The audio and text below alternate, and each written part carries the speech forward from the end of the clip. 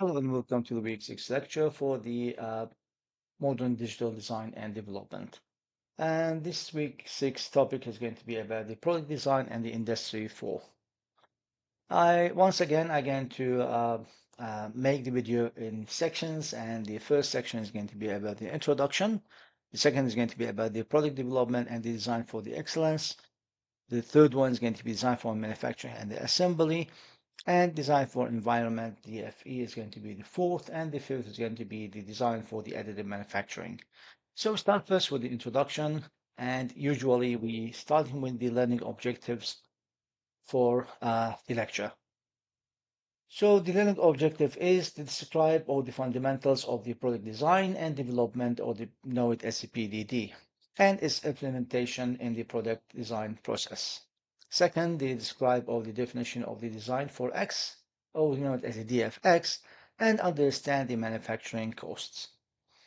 Third, describe the definition of the design for manufacturing, or the DFM, and the understand of the three methods to implement the DFM in the product design process.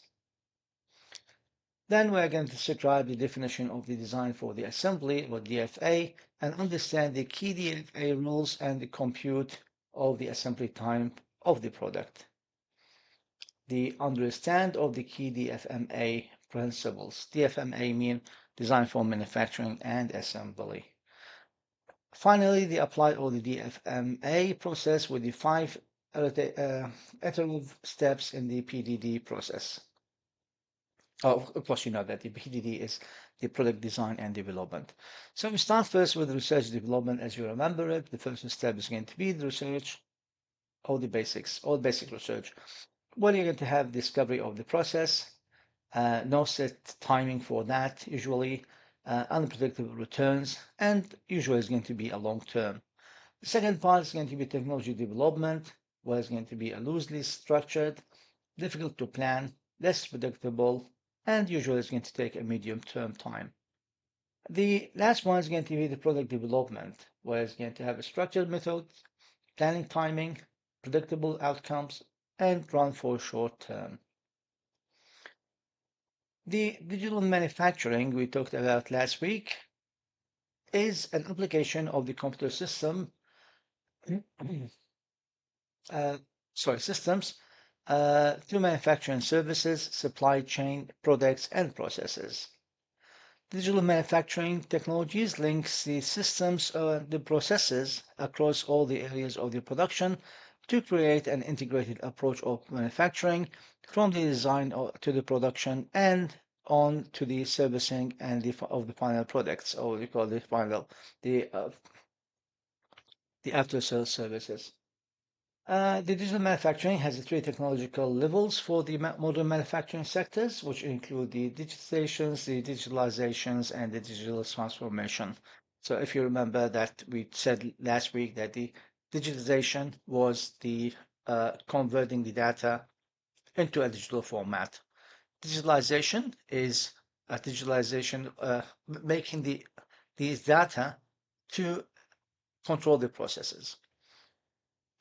Now, for digital design and digital twin, it's going to be using a 3D modeling software to design tools and machinery, as well as a factory floor layout and the production flows. Simulate manufacturing processes to find a method to improve the process inexpensively and quickly before the production even begins. Also, it will monitor the system to assess any deviation or problems with the production so they can be addressed quickly. Finally, it's going to make fast changes to the product designs while assessing their suitability, which can be achieved via the cloud-based design. For the further study of the PDD, you can simply read about the product design and development book by Carl Ulrich and Steven Ebinger.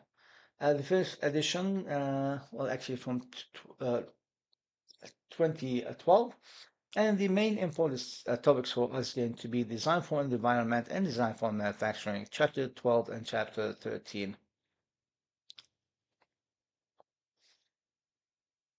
Now, the second video is going to be about the product development and design for excellence.